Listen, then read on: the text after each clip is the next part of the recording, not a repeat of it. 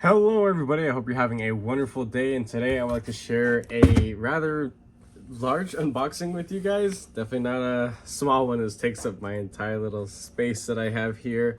I got something quite fancy from DLT Trading, and I ended up paying extra for 2-day shipping. Kind of pointless, it should have been here yesterday. Whatever, not a big deal, but yeah, I'm just not gonna pay for shipping anymore. I'll just do the free shipping service.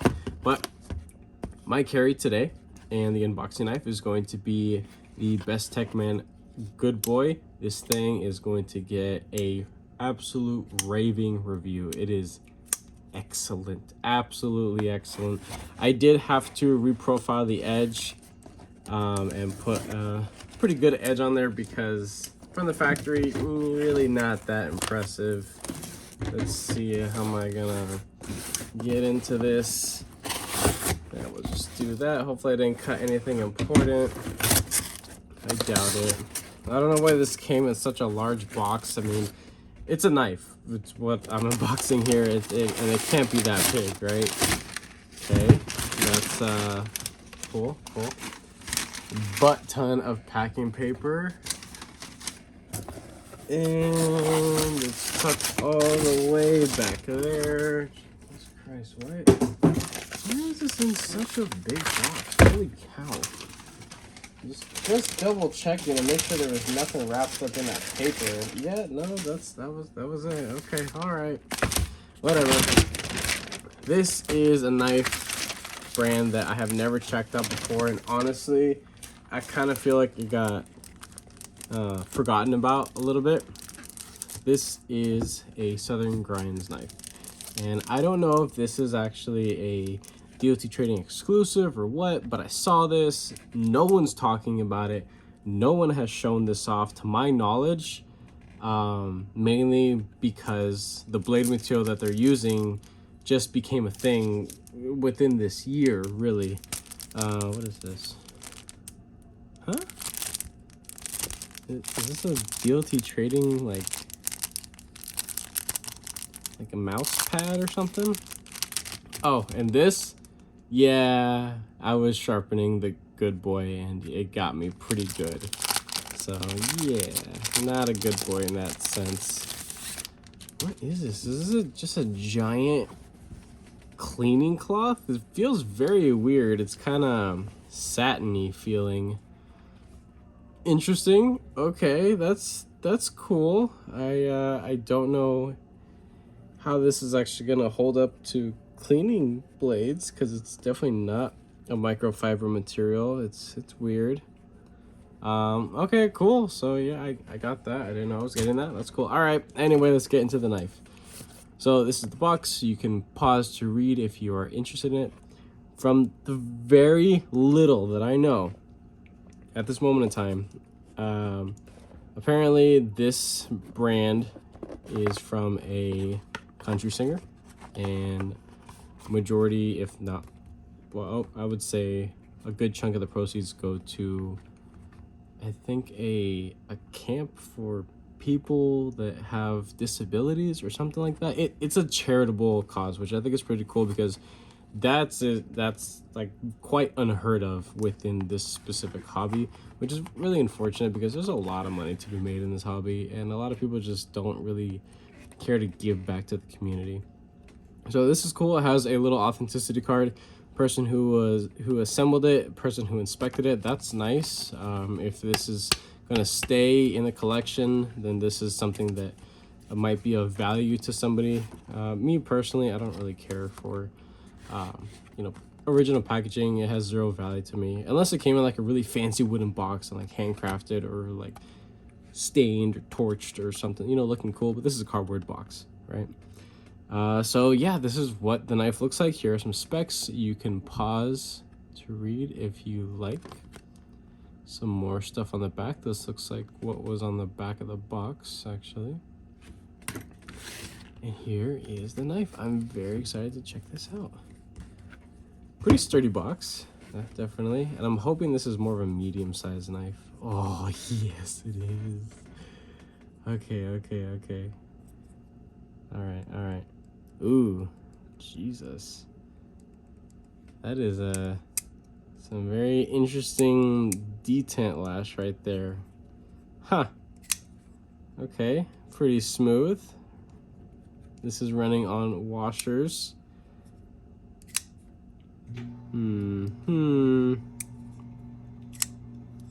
Yeah, that detent is pretty darn light, that's for sure. Huh. I hope not too light to where it could fail. No, I think the lockup is just fine. It's just any up and down? No, nothing at all. Rock solid. Side to side, nothing at all. It's good to go. It's just, man, that detent is just, can you see that? That is, wow. Alrighty. Person who inspected it, you I don't know, might be out of a job soon, probably. That definitely wouldn't have passed for me, that's for sure. I don't think that would pass for anybody. That's really unfortunate because this is a fully US made knife. It was not cheap, it was just under $300. And what you're getting here is solid carbon fiber, quite well milled carbon fiber scales. I believe the liners are titanium, possibly. I will check right now. I have a magnet around here somewhere. Here we go. Hold on. Yeah, so titanium liners, that's cool. Steel clip, assuming steel hardware, steel pivot, and Magnica blade material. Now this is a little bit on the more robust side, but it feels like it comes down to a pretty nice edge. And speaking of that edge, that actually looks pretty good. That looks really nice. Huh. All right. Maybe a little wide up here, but not much. This is a pretty nice factory edge. At least it looks like one. We'll do a paper cut test in a second. Very smooth right off the bat. But that detent, like I could feel that right before it releases to actually deploy. Yeah, I can feel that. That kind of does bug me. And you know what? I will say that I have been spoiled by like Chinese OEM knives where they've dialed in detents and there's no movement in really any direction, and they're essentially just perfect. Even still,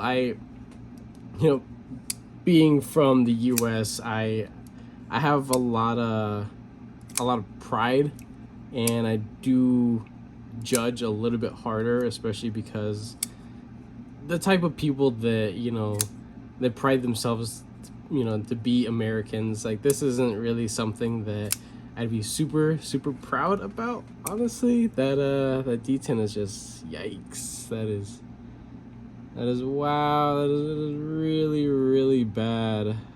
Man, I'm curious. I'm very curious if this is something that's normal, if that's something that's common. I will definitely reach out to their customer service to see if that is that's just something that's kind of common with their knives. If it is common and that's a standard, that's absolutely unacceptable, because even still, regardless of what the proceeds are going to, or what's done with the overall company and the brand, being in this price range, selling to people in the hobby that are willing to pay this kind of money for these type of materials, would most definitely not accept this level of detent finish. That is way too much movement. You can actually feel it right before it disengages, and everything else feels pretty smooth. It's a very weird feeling handle, but honestly, it's not that big of a deal. I could definitely get used to that. Feels good back here, choked up. Yeah, this feels pretty darn good too. I like the size of it. I like how it looks. It is a little bit different. Here's a little monkey there on the pivot. Looks cool. This does have proprietary hardware. This looks like really little spanner bits, so I'll have to pick up some for that. The pivot is most likely a T8. Pocket clip screws are probably T6s. And lanyard pass through. Looks very clean. No fuzzies, no tear out, no nothing. I'm just looking for any chips or voids. Might be maybe the smallest little chip right there, but that's being pretty nitpicky. Overall, it's centered. It looks good. The action is good. It's just that detent. Let me grab a piece of printer paper.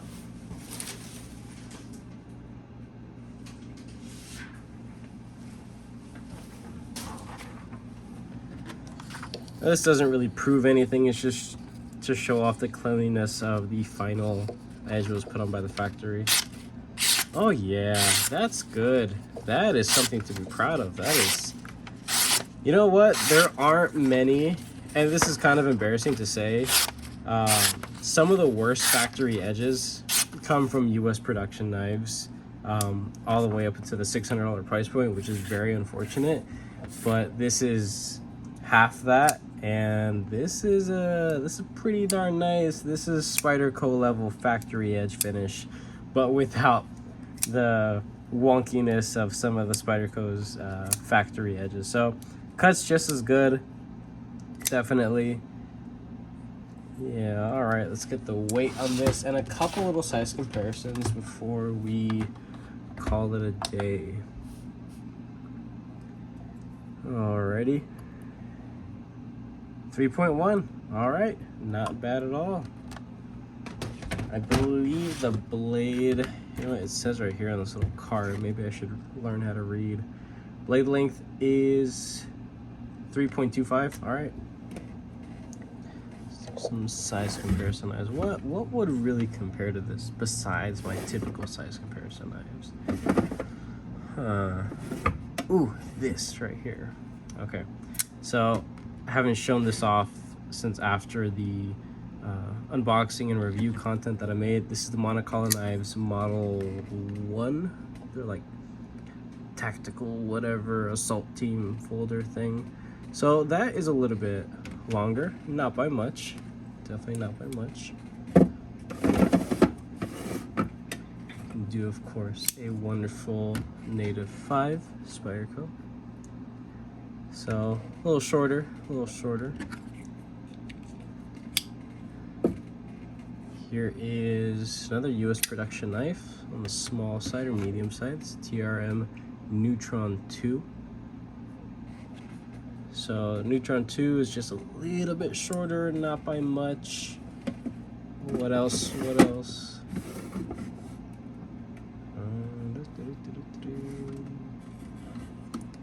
Let's try the Migron Moyarl.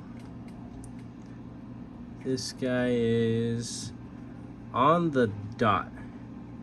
So yeah, these two are the exact same length. Of course, just different shape and profile and look overall, but at least in length, this is the size length of a Migron Moyarl f5.5, just smaller overall, mainly due to the blade shape there. And bug out, why not? Last one, promise. All right, so pretty much the same as a bug out. So that's cool. So this is bug out size or length. All right, well, we'll see what can be done about that detent lash, because that is definitely unexcusable. I will reach out to Southern Grinds customer service and see if that's something that's common. If it is, then I'll just learn to live with it. I won't be taking this apart or doing my typical tuning until they give me a definitive answer. Then I will try to figure it out myself, because I hate having to return stuff. I mean, I paid for extra shipping so to get to me faster, and it didn't, which was really unfortunate. So that was just kind of a waste of time and money, which is honestly, I value time more than money. So with that being said, I hope you guys enjoyed this little unboxing. A couple little unfortunate things here, but it's not really that big of a deal. It's not the end of the world. If you guys like what you see here, go ahead and leave a like down below. Leave any comments. If you guys have had similar issues, or if you have any experience with Southern Grinds, I'd love to hear you guys' thoughts. With that being said, have a wonderful rest of your day.